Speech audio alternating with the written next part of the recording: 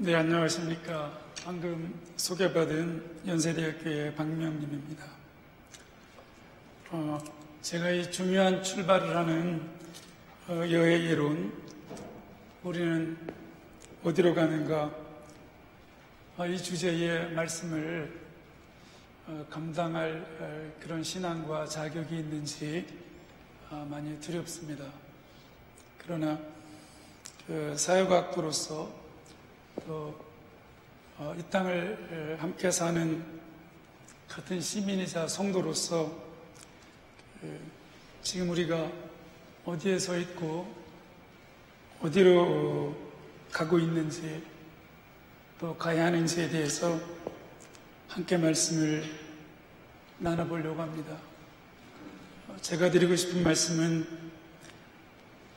그가 찔림으로 우리가 나음을 입었는데 그분의 찔림으로 그 피를 통해서 저희가 생명과 구원을 얻었는데 지금 과연 이 땅이 잘 가고 있거나 또는 잘못 가고 있다면 누가 과연 먼저 그것을 애통해하고 끌어안고 울리면서 누가 먼저 찔림을 당할 무릎을 꿇고 각오를 드리고 또 각오를 하고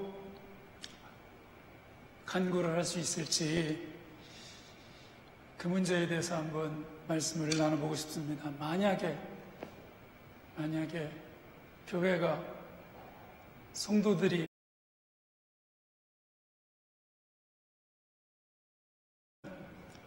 하나님께서 예수님께서 우리를 위해서 우시는 정도가 아니라 독생자의 생명까지 바치셨는데 죽음의 길을 가셨는데 과연 이 땅이 다시 살아날 또 이 땅을 살릴 수 있는 그러한 생명, 울음, 눈물은 어디로부터 이 땅을 같이 살아가는 온 백성들의 심장에 육박하고 그들을 다시 살려내고 박동하게 할 수 있을지 묻지 않을 수 없습니다. 저는 이 말씀을 준비하면서 처음에 전망의 기로에 선 대한민국 이런 제목으로 말씀을 나누려고 교회에 보내드렸다가 강원영 목사님 육성 말씀을 드리면서 그 주제를 끌어안되 이웃주의, 이웃사랑, 하나님 나라, 세계사랑 이런 제목으로 바꿔봤습니다. 그 이유는 나라가 많이 아플 때, 한 가정이 많이 아플 때 저는 늘 기도를 드립니다. 하나님, 이 땅에서, 이 가정에서, 이 공동체에서 누가 가장 중요합니까? 머리된 자입니까? 아버지입니까? 판사입니까? 장군들입니까? 권세 있는 자들입니까? 박사들입니까? 아니다. 지금 아픈 자들이다. 지금 우는 자들이다. 저희 몸에서도 가장 중요한 것은 지금 아픈 곳이라고 생각합니다. 그 아픈 것 때문에 그 아픈 곳이 퍼져서 저희가 움직이지 못할 수도 있고 저희 몸이 죽을 수 있다고 생각합니다. 한 나라에서도 권세 있는 자, 부유한 자들이 아니고 지금 아파하는 자들, 지금 눈물 흘리는 자들을 그냥 두었을 때는 그들이 광야에서 돌들이 미쳤을 때에 그 아픈 자들 때문에 한 가정은 아무 일도 못할 수도 있고 아픈 자를 돌보느냐고 모든 비용이, 모든 시간이, 모든 마음이 글리 집중될 수도 있고 나라도 똑같다고 생각합니다. 한국의 교회, 한국의 기독교는 그동안 우리가 어둠에 있을 때는 빛으로 소망으로 와서 사랑방의 새벽 기도회부터 시작해서 정말 이 땅을 어둠으로부터 빛으로 구원을 인도하는 역할을 하였고 이 민족의 발구발에 있을 때에는 사면운동 때에는 33인 민족대표의 절반이 크리스찬이었습니다. 절반이. 기독교가 이 땅에 돌아온 지 얼마나 되었다고 민족 절반이 대표를 해서 우리 모두의 자유를 외치셨습니까? 나라를 세울 때에도, 나라를 지킬 때에도 그 중심에는 기독교가 있었습니다. 교회가 있었습니다.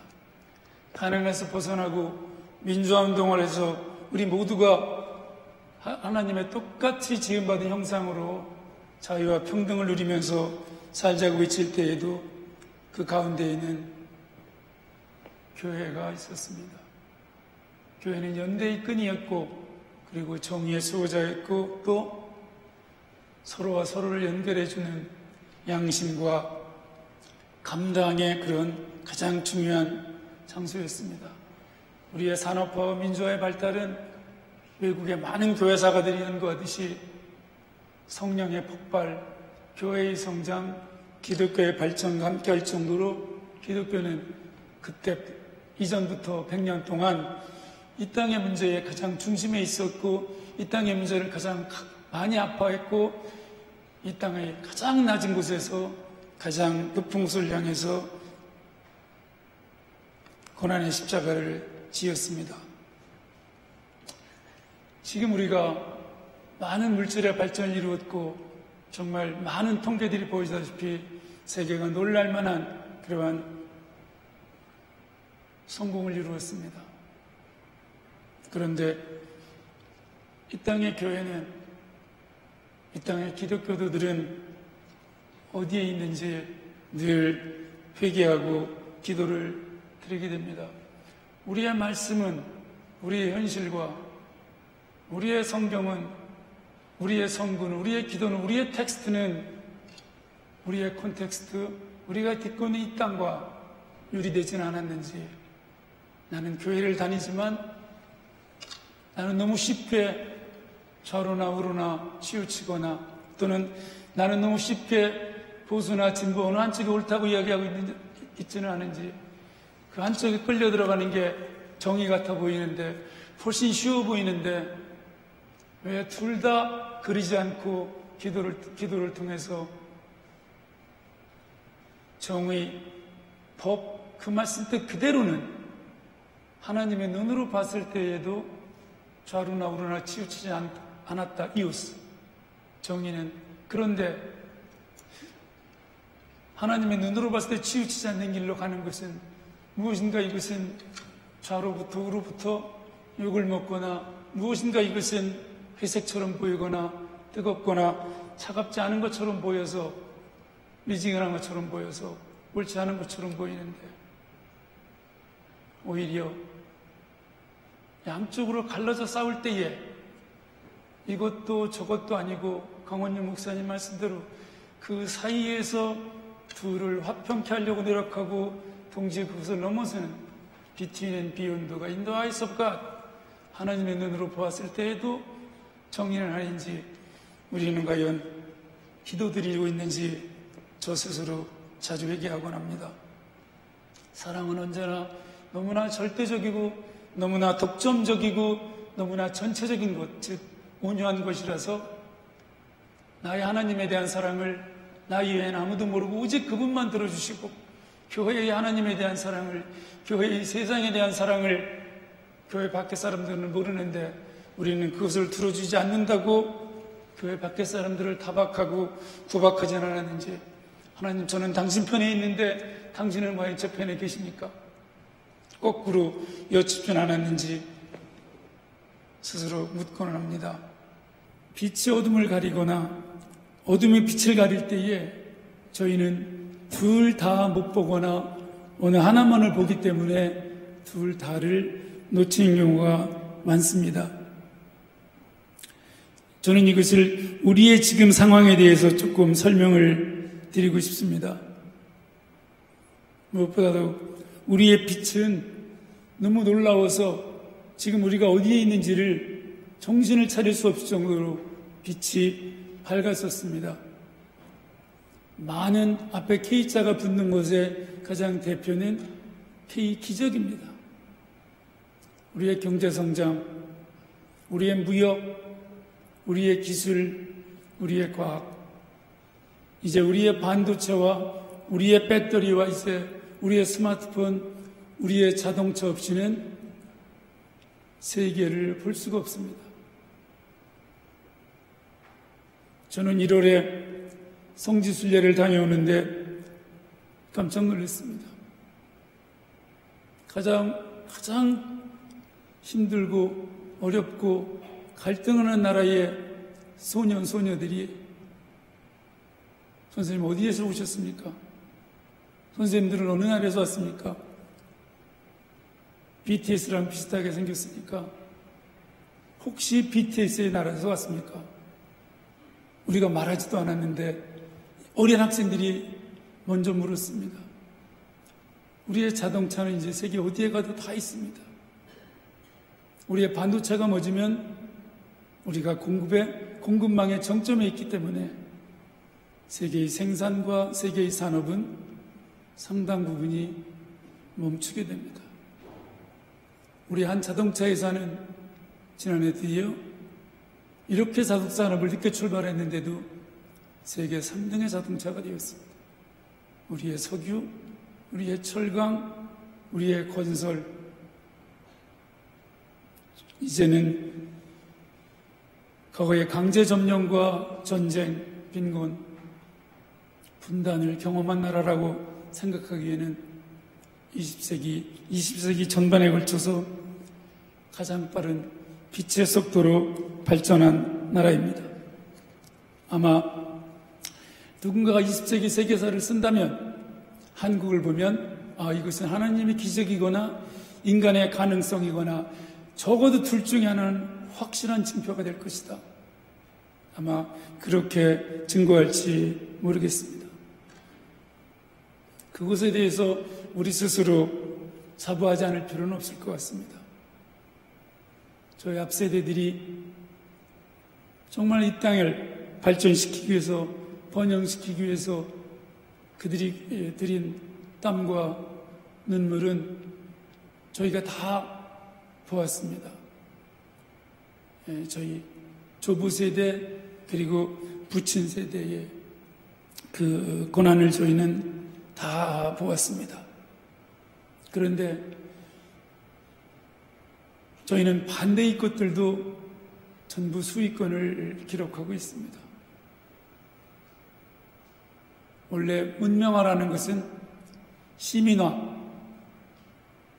그리스, 로마의 시민이 되면 어떤 부족이건 어떤 지파이건 어떤 인종이건 어떤 종족이건 어떤 열방이건 로마의 시민이 되면, 하나님 나라의 백성이 되면 그는 똑같은 자유를 누릴 것이다.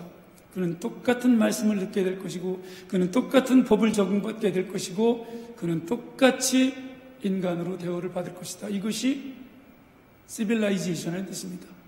어떤 지파건 어떤 부족이건을 넘어서서, 이 경계를 넘어서 여기에 들어오면, 그런데 우리는 이 문명은 원래는 백성화, 시민화, 자유화, 평등화, 지음 그대로 원래의 모습, 이런 뜻인데 우리는 이 문명화를 산업화, 물질화, 근대화로 이해를 했습니다. 기계화. 그렇다 보니까 이렇게 절정의 발전을 이루고 있는 이 땅에서 정말 우리가 똑같이 지음받은 사람으로 존재하는지 묻게 됩니다. 조금 심각하게 묻게 됩니다. 뒤에 말씀 올리겠습니다만, 시민화나 문명화, 백성화가 되면 고루 자유와, 원래 말길 알아듣는다 이런 뜻이라고 말씀을 올렸습니다. 고루 자유와 평등을 누려야 되는 것인데, 이 절정의 산업화, 번영화의 단계에서 우리는 인류 역사상 처음으로 어떤 문명도 어떤 나라도 보여주지 못한 자살과 저출산 1등을 지금 18년째 놓치질 않고 있습니다. 2005년 처음 자살과 저출산이 1등이 되었을 때에 이 땅이 어떤 땅이고 이 나라가 어떤 나라이고 이 나라의 청년들이 어디로 가려고 어디에 놓여 있길래 이런 참혹한 지표가 우리 앞에 주어졌는가, 여러 글도 쓰고 발표를 했었습니다. 그 두 개의 인간 지표가 거꾸로 uncivilization, 반인간화, 반문명화, 반백성화, 반시민화, 반나라화, 나라 밖으로, 나라에서 살 수가 없으니까 자살을 하고 출산을 하지 않는데, 문제는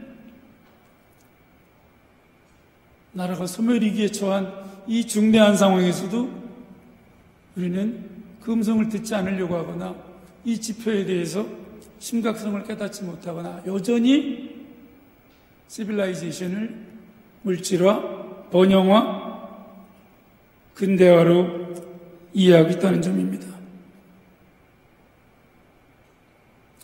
나라가 길을 잃으면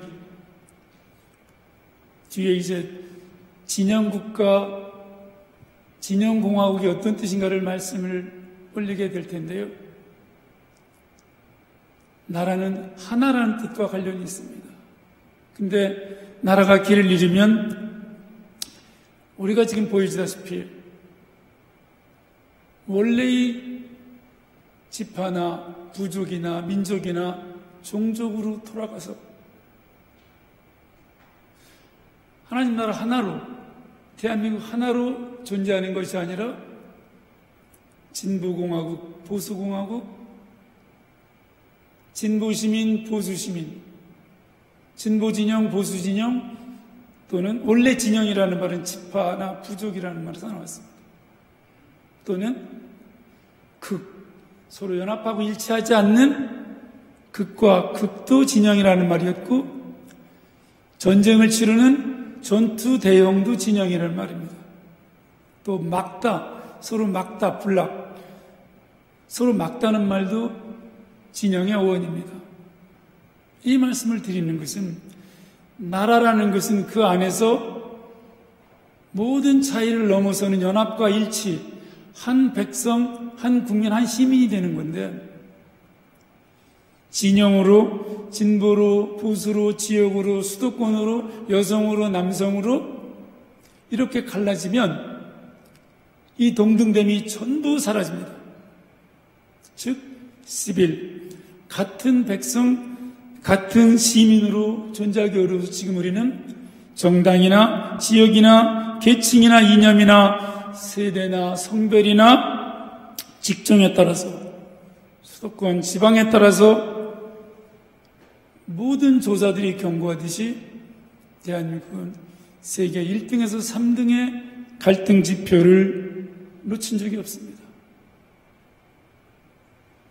저는 골고다에서 계속 통곡하는 가운데 기도드린 것이 종교와 인종과 문명, 종족이 다른 이 땅의 갈등과 종족, 언어, 문화, 역사, 모든 게 같다는 대한민국이 어떻게 해서 대한민국의 갈등이 세계 수익권을 놓치지 않는가?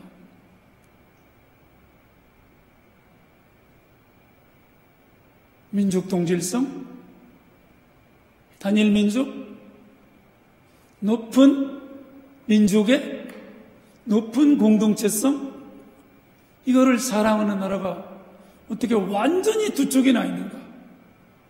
완전히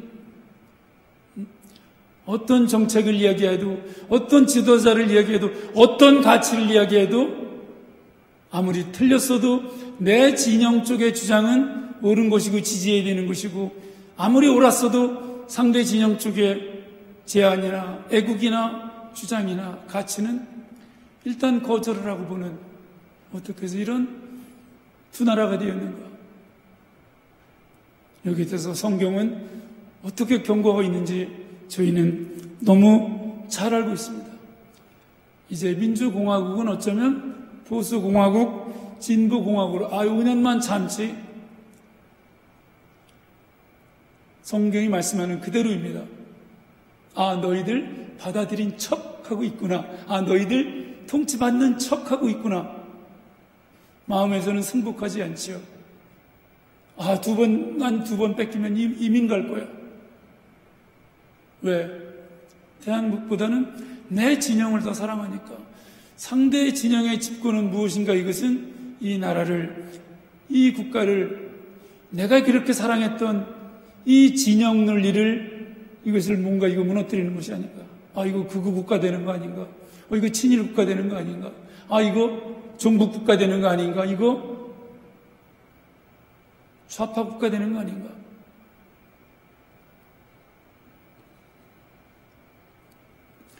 지금 우리에게 아마 존재하는 것이라는 것은 한나라 대한민국보다는 진보공화국, 보수공화국이 더 클 것입니다. 그래서 아무리 낮은 득표로 집권을 하더라도 대통령의 득표율은 사표가 월등히 많습니다. 국회의원도 마찬가지입니다. 아무리 적은 국민의 지지를 받더라도 지지하지 않은 국민이 훨씬 많습니다. 지금까지 상세한 통계를 많이 공개했습니다. 이들의 목소리는 투표와 함께 버려집니다. 대한민국 전체의 대통령이 될 생각을 하기보다는, 대한민국 전체의 국회의원이 될 생각을 하기보다는 자기 진영의 목소리를 더 청정하고 더 따름으로써 전체의 목소리는 갇히고 묻히게 됩니다. 많이 들어보셨을 승자 독식, 진영 독점, 완승, 완패입니다. 그렇게 되니까 1987년 민주화 이후에 거의 모든 시민들이 거리를 뛰쳐나가서 시위를 했습니다. 그 이전과 이후를 저희는 민주화 이전과 이후로 나누고 있습니다. 그런데 어떤 일이 벌어지고 있습니까? 아마 잠깐 하나의 통계만 보여드려도 놀랄 것입니다. 지금 우리의 시위 숫자는 1987년 민주화 시점과 비교할 정도로 시위가 많습니다. 투표를 해도 바뀌지 않으니까 마음에서만 독군 때 승복하지 않는 것처럼 보이는 것이 아니라 실제로는 거리에서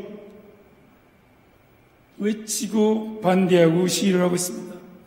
우리가 뽑은 우리의 대표들이, 민주공화국의 알파 오메가는 주권은 시민에게, 주권은 국민에게, 권한은 대표에게, 권한은 정부에게입니다. 이것은 수천 년 동안 변하지 않은 나라의 나라담의 알파와 오메가입니다.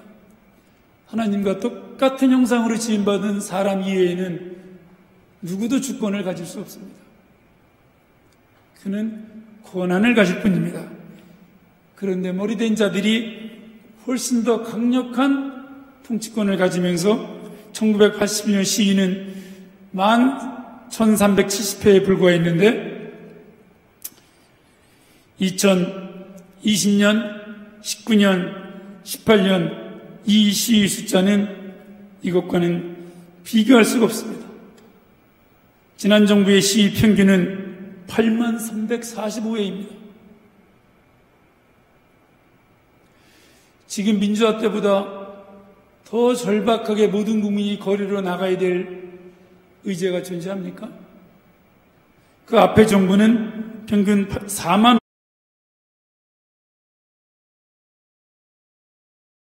6월 항쟁 때에 7배, 8배를 돌파했습니다.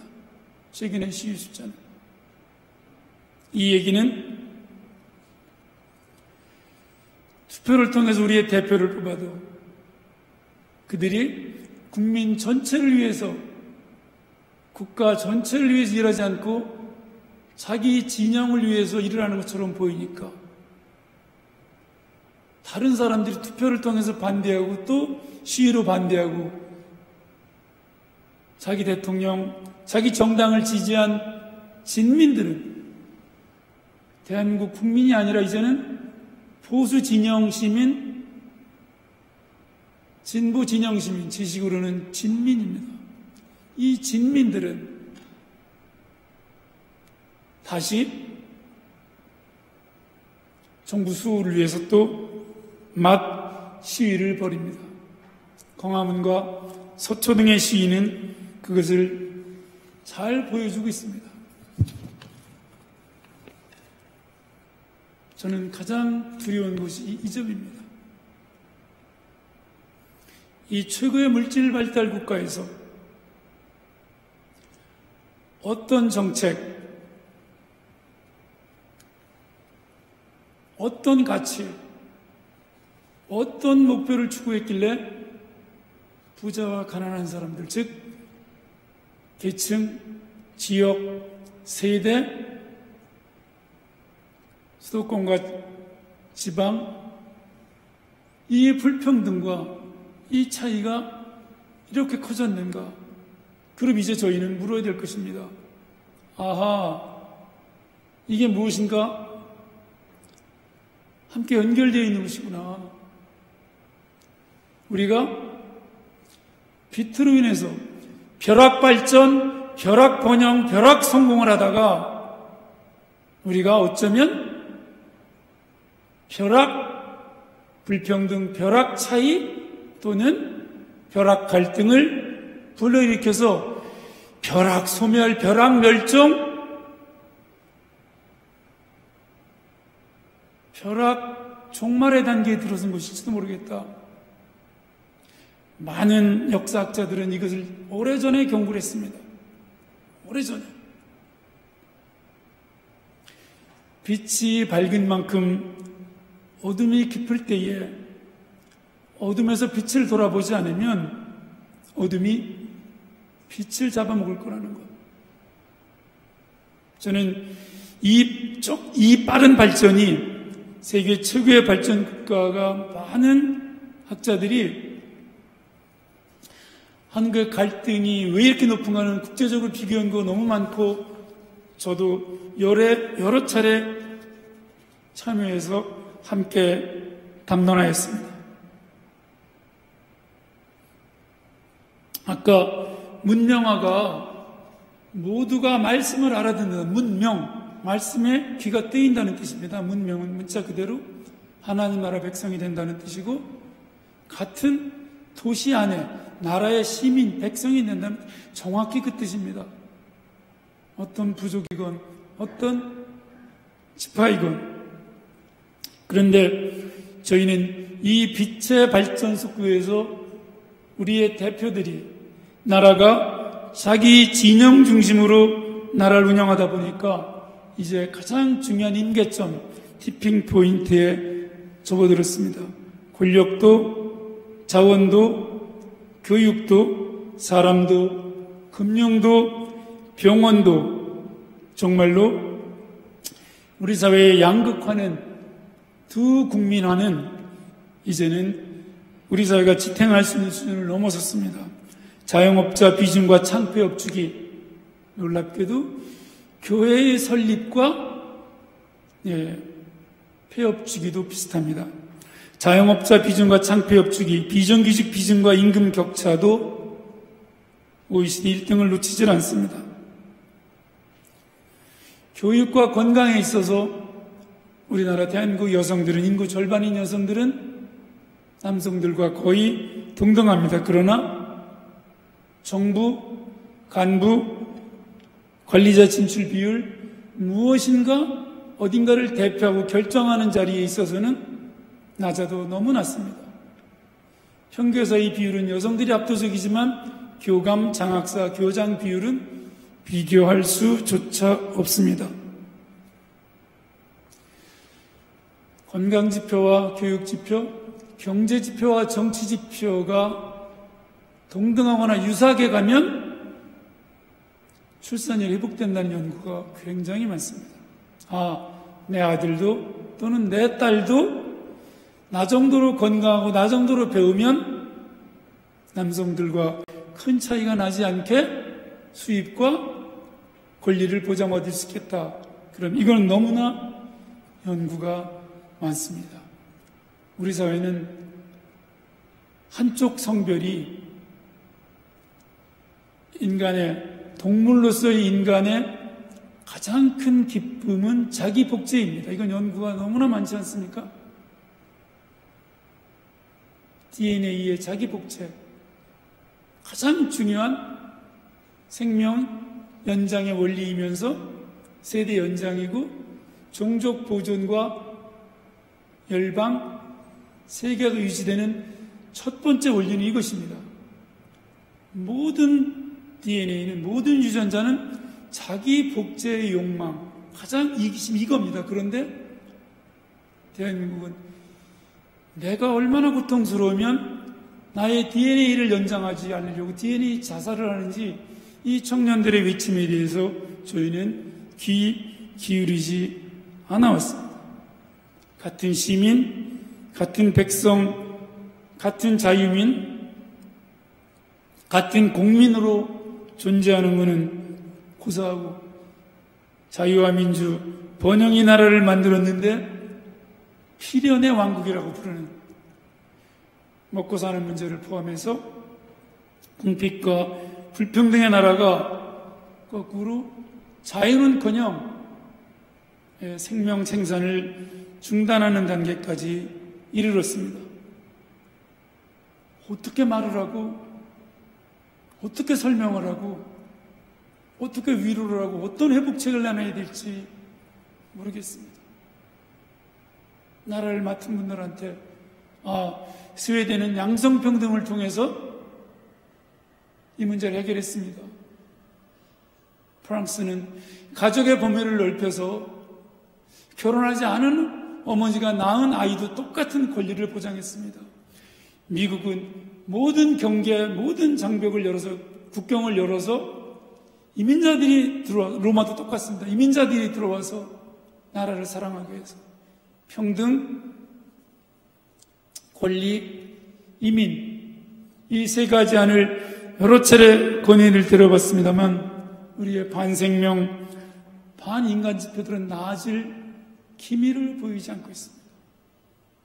조금 평등으로 가려고 그러면 그것도 좌파 정책이라거나 조금 권리를 보장하려고 하면 그것도 다른 어떤 또는 이민의 문을 좀 열려고 하면 또 어떤 무엇으로 그러면 다 막아놓으면 길을 다 막아놓으면 안에서라도 방법을 찾아야 될 텐데 안에서도 이렇게 모든 지표가 점점 나빠지고 이렇게 어려운데 이것이 과연 나아질 수 있을지요? 자살과 저출산에 대해서는 너무나 많은 통계를 저희가 구할 수 없는 통계까지 우리 사회에 정말로 아까 말씀 올린 그대로 새벽 주여 저희가 어떤 말씀을 듣고 영성의 계기, 종교적 계기, 전체의 계기가 다가왔을 때 그대로 무릎이 꿇리고 떨리고 이렇듯이 이런 것들을 이런 통계도 있었습니까? 나라의 정책을 결정하는 분은 참 많이 드렸습니다. 어떻게 청년들의 사망 원인이 전 세계 어떤 나라도 없는 현상 10대, 20대, 30대 사망 원인 1등이 자살입니다. 희망과 소망에 가득 차 있을 그 연령대에 직계 존비속 자살 통계는 저는 공개하지 않습니다. 부모가 자식을 죽이고 남편이 아내를 죽이고 아내가 남편을 죽이고 자식이 부모를 죽이는 직계 존비속 살인 비율은 세계 평균의 3배에서 5배에 달하기 때문에 동방예의지국이 동방살해지국이 된 이 나라의 통계를 두려워서 공개를 할 수가 없습니다.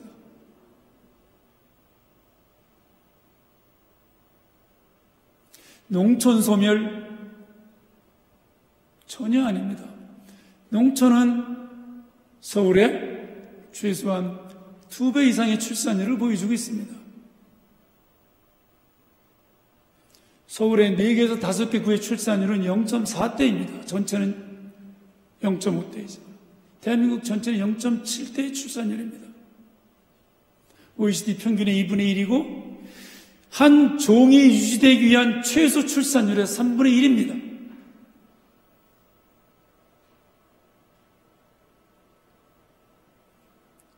지금 청년들은 단종을 각오하고라도 멸종을 각오하라고라도 뭔가 저희한테 던지는 위침이 있을 것입니다.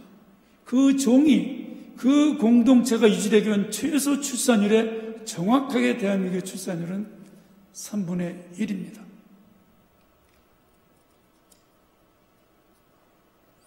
오래전에 호주제 폐지 운동을 한 적이 있습니다. 아카데미에 목사님들, 활동하시는 선생님들, 선배님들의 가르침을 받고 이건 안 되겠다. 이것은 재산권의 독점 이상 아무것도 아니구나. 여성차별에. 그런데도 그 토론에서 저희들이 받은 비판은 자네 빨갱이 아니야? 호주제 폐지가 아무 이념하고 관계없는데요. 헌법과 정치법률을 고치려고 의회에서 동일노동, 동일임금을 오랫동안 외쳐왔습니다. 그것은 동일한 학력, 동일한 직종이면 출산 전후에 관계없이 아이를 낳는 것은 공동체를 살리고 한 나라를 살리고 세상을 살리는 거기 때문에 가장 위험한 자기 생명을 걸고 헌신하는 거기 때문에 출산을 하고 돌아와도 똑같은 임금을 줘야 된다. 그것이 동일노동 동일임금인데 어떤 신문의 논설을 보니까 노동이나 동일 이런 게 들어가면 이것은 좌파 정책 아니냐 이렇게 비판하는 것을 보았습니다.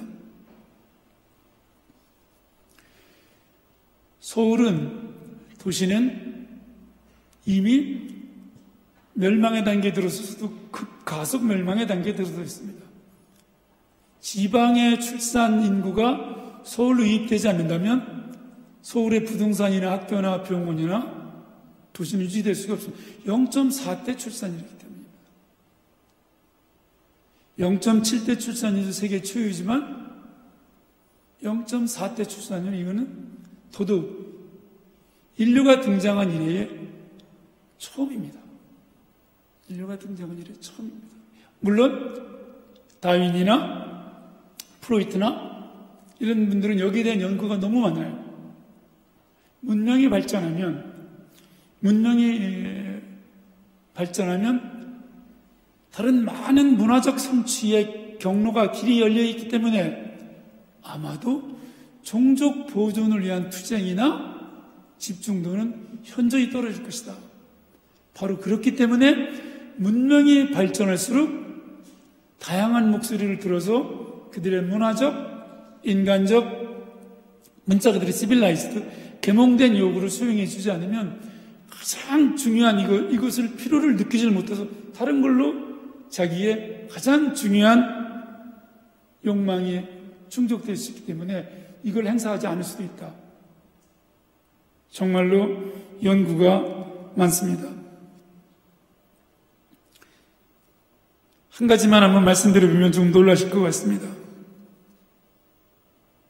지금 우리나라는 노동시간 연장에 대해서 격렬한 논쟁을 벌이고 있습니다. 그것이 없어도 대한민국의 노동시간은 OECD 국가로서는 상상할 수 없는 깁니다. 노동시간 연장이 없어도. 그런데 저는 다른 것을 말씀드리고 싶습니다. 우리한테는 두 가지 지표가 우리를 또 놀라게 하고 있습니다. 돈을 받는 일과 돈을 받지 않는 일. 돈을 받지 않는 일은 여가나 취미나 가족활동을 이야기합니다. 이 비율을 보면 대한민국의 남성들과 여성들은 돈을 받는 일의 비율이 돈을 받지 않는 일의 비중보다 압도적으로 많습니다. 돈을 받는 일에 돈을 벌어서 어디에 쓰는 건지, 돈을 받지 않는 일, 여가나 가족이나 종교활동에 써야 되는 거 아닙니까? 돈을 받는 일에 이렇게 많은 시간을 집중을 해서 돈을 받지 않는 일에 무엇을 하는 것인지 다른 나라와 비교하면 끔찍합니다. 두 번째는 더욱 놀라운 통계입니다. 나중에 두 목사님께서, 임영선 목사님, 이상철 목사님께서 명령을 하시면 선생님께 이 자세한 통계를 드릴 수도 있습니다. 두 번째 놀라운 통계는 돈을 받지 않는 일, 그 중에서도 가사 노동에 대한 남녀 비율입니다. 남녀의 시간 투자. 덴마크, 노르웨이, 스웨덴, 남성과 여성들의 가사 노동의 시간 차이가 그렇게 크지 않습니다. 우리는 조금 줄었지만 남성들이 21분 일할 때 여성들은 140분 일을 했습니다. 가사노동은. 가사노동이 가장 비쌉니다. 가장 허리가 빨리 아픕니다. 빛도 안 납니다. 아무리 청소해도 나지 않습니다. 아이가 또 어지르고 다른 식구 누구가 또, 가사노동이 가장, 이건 제 얘기가 아닙니다. 빛이 나지 않기 때문에 가사노동이 가장 비쌉니다. 그런데 실제 이제는 조금 줄어들었습니다. 그래도 아직도 세계 1등인 것은 변하지 않습니다.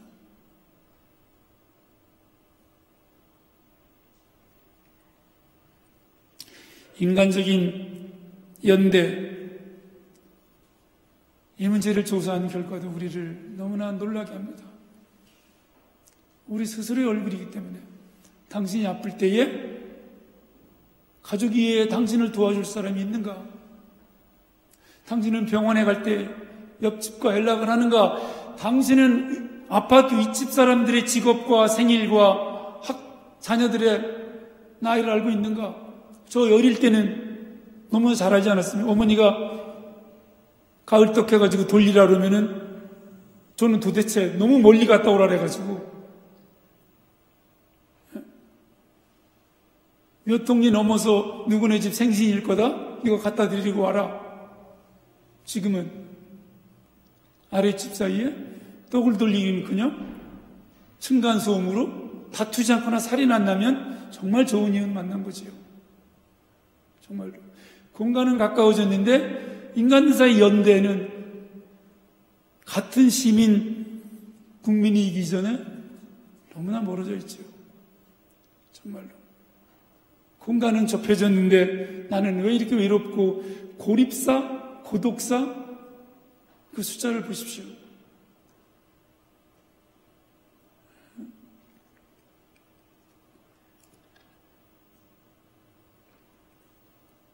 우리 스스로 알고 있는 것이죠. 우리 스스로. 우리 스스로, 나도 이웃의 생일을 모르지만 당신도 내 생일을 모르는 게 편해, 나는. 얽히면 힘들어지니까. 시민으로 살아가기보다는, 인간으로 살아가기보다는 나는 그냥 개인으로 살아갈래. 나는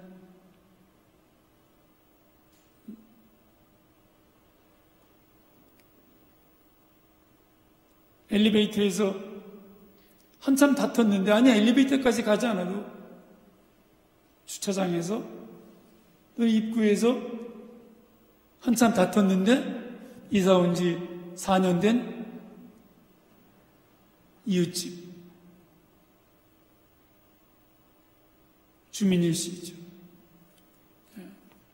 우리는 그의 이름을 알고 그의 이름을 부르고 이름을 걸고 중보를 하는데,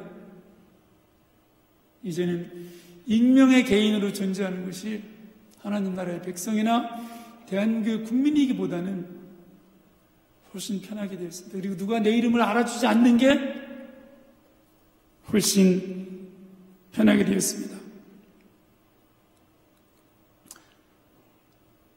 내가 남을 위해서, 내가 남의 생일을 모르고 윗집 아저씨가 윗집 학생이 입원을 했는지 내가 모르는데, 내가 남을 위해서 울지 않는데, 내가 남을 위해서 울어주지 않는데, 내가 그의 이름을 모르는데 그는 나의 이름을 알고 내가 아플 때 나를 병원에 데려다주고 내가 아플 때 나에게 손길을 내밀고 악수를 해줄까? 나는 분명히 하나님을 믿는데, 나는 교회에 가면 눈물 흘리고 하나님 사랑을 세상과 나누고 싶은데, 나는 앞집도 옆집도 뒷집도 윗집도 모르는 게 편하니 이게 어떻게 된 것이지?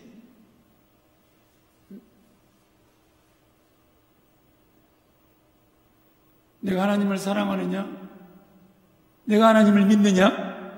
그것은 곧 이웃을 사랑하는 것이니라. 이 둘은 같으니라. 성경에서는 여러 차례 있지만 이 이웃은 어쩌면 경동교회 아내 또는 몇이 같은 출석 교인이거나 같은 공동체이거나 같은 구역에 한정될지도 모르죠. 아니면 청년들 모임이거나 권사님들 모임이거나 따로